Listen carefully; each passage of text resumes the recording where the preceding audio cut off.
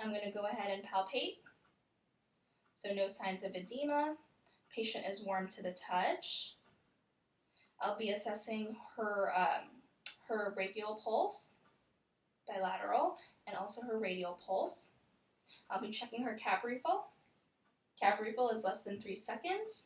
I'll ask her to go ahead and squeeze my hands, checking for muscle strength. If you can put your arms out to the side and forward, checking for range of motion. Good. So I'll be doing the tendon reflex test. So I'll be checking the tricep. And then for the brachial, I'll be putting one finger where her elbow is, and I'll use this to hit my finger. Okay. And now I'll be assessing, checking her brachioradial reflex. Good. And then for her legs as well, I'll be checking in her patellar and also in her Achilles tendons. And her tendon reflex is a grade 2, so that's normal. All right, so now I'll be inspecting my patient's chest area, and I'll be checking for signs of symmetry, making sure the chest is symmetric. Okay, good. Now I'll be taking my stethoscope, and I will disinfect my stethoscope, perform hand hygiene. Okay, Mrs. Jones, I'll be listening to your heart sounds. Okay. So here on her right side, I'll be listening to the aortic, which is the second intercostal space, and S2 is louder. On her left side, I have her pulmonic on the second intercostal space, and S2 is louder. Down below is in the third intercostal space is the herbs, and S1 and S2 are equal. Fourth intercostal space is the tricuspid, and S1 is louder. And then her apical is in the fifth intercostal space, and S1 is louder. Now I'm going to stay here for 60 seconds in the apical, and I'll be monitoring her heart rate, and I will match that to her radial pulse. And they do at 68 beats per minute. Good. Now I'll be auscultating her lungs. Prior to that, I'm going to ask my patient, do you have a history of smoking, or are you currently smoking? No. Okay, good. So I'm going to take my stethoscope, and I'll be listening to your heart, and you're going to take a deep breath while I move it to the other side. So take a deep breath in. Take a deep breath in. Take a deep breath in. And I'll be listening to the mid-axillary, right below here.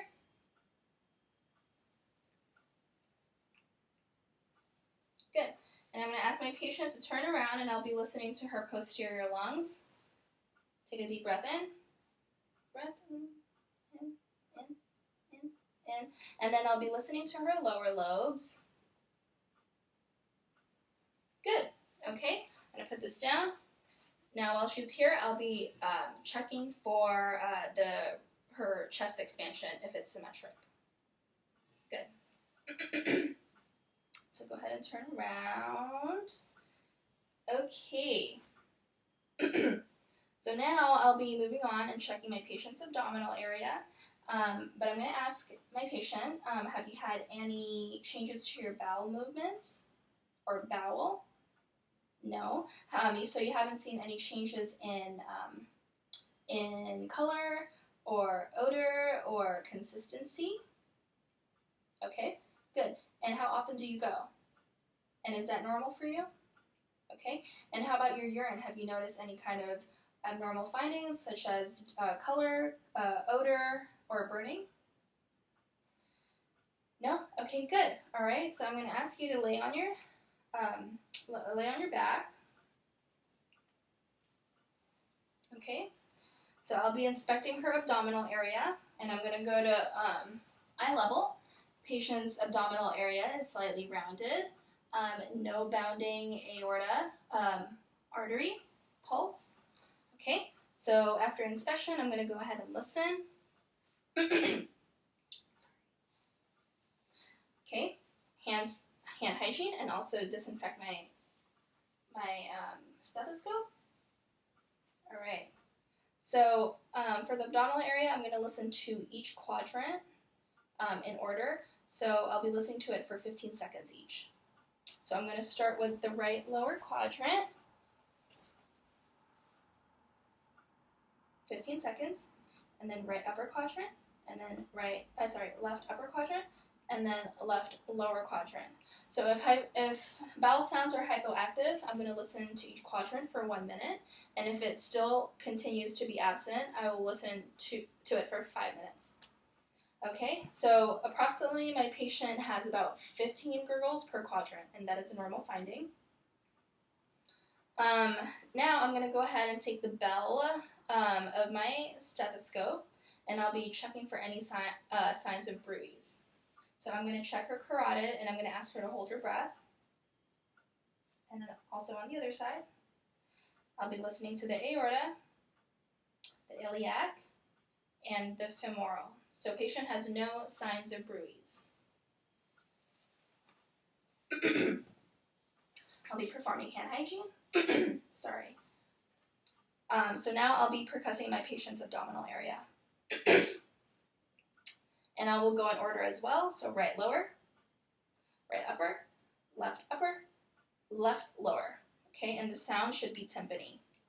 Now I'm going to go ahead and palpate your stomach, Mrs. Jones. Let me know if you feel any kind of discomfort or pain. And this is also in that same order on all 4 quadrants. Good. Okay. So now I'll be checking my patient, moving on to the lower extremity. I'll be inspecting my patient's legs, the skin color, any kind of like discoloration or lesions or any kind of skin breakdown. And I'll be assessing for any signs of DVT. Now I'll be palpating my patient's legs for any signs of edema, no edema. Feeling my patient's temperature, patient is warm to the touch. I'm going to go ahead and palpate her popliteal right behind her knee.